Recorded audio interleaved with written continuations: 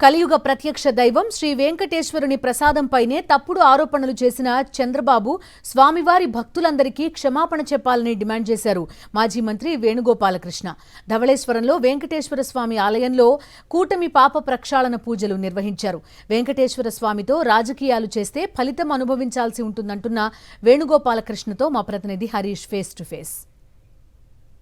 ప్రత్యక్ష దైవం శ్రీ వెంకటేశ్వర స్వామి ప్రసాదానికి సంబంధించి కూటమి నేతల చేసిన ఆరోపణలు ఏవి నిజం కాదని విషయం సిబిఐ ఛార్జ్షీట్తో స్పష్టమైపోయింది. ఈ నేపథ్యంలో రాష్ట్రం అంతా కూడా వైఎస్ఆర్సీపీ ఆధ్వర్యంలో పాప ప్రక్షాళన పూజలు శ్రీ వెంకటేశ్వర స్వామి ఆలయాల్లో జరుగుతున్నాయి. దీనికి సంబంధించి రాజమండ్రి రూరల్ ధవళేశ్వరంలో జిల్లా పార్టీ అధ్యక్షుడు వేణుగోపాలకృష్ణ ఆధ్వర్యంలో జరుగుతుంది. సార్ చెప్పండి, జరిగిన సినారియో మొత్తం పూర్తిగా బయటకు వచ్చింది, వాస్తవాలు ఏంటనే విషయం ప్రజలకు కూడా అర్థమైపోయింది, ఎలా చూడొచ్చు?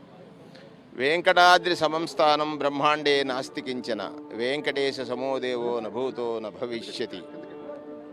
కలియుగ ప్రత్యక్ష దైవంగా శ్రీవారిని మనం అందరం కొలుచుకుంటూ ఉంటాం. హిందూయేతరులు కూడా స్వామివారిని తన జీవిత కాలంలో ఒక్కసారైనా దర్శించాలని తపించేటువంటి ఆలయం కలియుగ దైవం వెంకటేశ్వర స్వామివారు.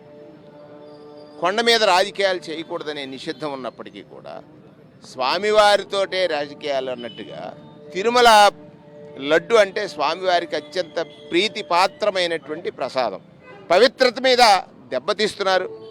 అసలు కనీసం ముఖ్యమంత్రి అంటే తనకు తెలియవచ్చిన ప్రమాణం చేస్తాడు ముఖ్యమంత్రిగా, తనకు తెలియవచ్చిన విషయాలు అవసరం మేరకు మాత్రమే బయటికి బహిర్గతం చేస్తామనేటువంటి ప్రమాణాలు ఉంటాయి. ఆయన ప్రమాణాన్ని విస్మరించాడు.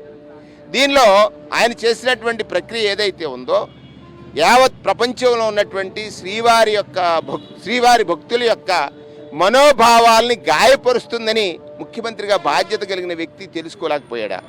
అంటే నీకు రాజకీయ లబ్ధి కావాలి, రాజకీయ ప్రాపకం కావాలి, రాజకీయాల్లో నేను గొప్పవాడిని అనిపించుకోవడం కోసం జగన్మోహన్ రెడ్డి మీద నింద వేస్తేనే నాకు ఇది లభిస్తుందనేటువంటి ఆలోచనతో చేసినటువంటి ఏదైతే ప్రతిష్టాత్మకమైనటువంటి అత్యున్నత న్యాయస్థానం కనుక ఇన్వాల్వ్ అయ్యి ఏదైతే ఆయన వేసిన సిట్టు కరెక్ట్ కాదు, సిబిఐ సిట్టుతో దీన్ని విచారిస్తేనే వాస్తవాలు ప్రజానీకానికి తెలుస్తాయని సుబ్బారెడ్డి గారు సుప్రీంకోర్టును ఆశ్రయిస్తే వచ్చినటువంటి సిట్టు ద్వారా ఇవాళ ఏమి చేయాలో తెలియని పరిస్థితిలో ఉన్నాడు. అందుకే మేము అంటాం, భక్తకోటి పక్షాన భక్తుల మనోభావాల్ని కలుషితపరిచిన గాయపరిచినటువంటి చంద్రబాబు నాయుడు బుద్ధి మారలేదు.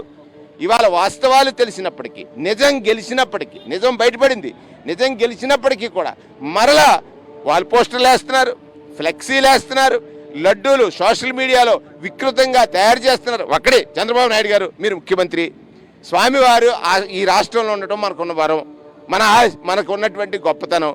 అటువంటి స్వామివారి పైన మీరు కలంక వ్యాఖ్యలు చేస్తున్నారని ఎందుకు మర్చిపోతున్నారు? స్వామివారితో పెట్టుకున్నారు.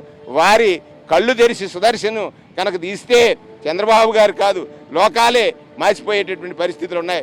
ఇప్పటికైనా యథార్థం మాట్లాడండి, నిజం చెప్పండి, చేసిన దానికి ప్రాయశ్చిత్తం చేసుకుని నేను పొరపాటు మాట్లాడానని భక్తులకు చెప్పండి. మళ్ళీ భక్తుల మనోభావాల్ని గాయపరచొద్దని సందర్భంగా మనవి చేస్తా ఉన్నాం. ఈ అంశం మీద ఆరోపణలు చేశారు వాళ్ళంతా భక్తుల మనోభావాలు దెబ్బతీస్తానే ఖచ్చితంగా వాళ్ళందరూ దేవుని భగవంతునికి భక్తులకు కూడా క్షమాపణ చెప్పని డిమాండ్ చేస్తున్నారు. ధవళేశ్వరం నుంచి హరీష్ ఫర్ సాక్షి.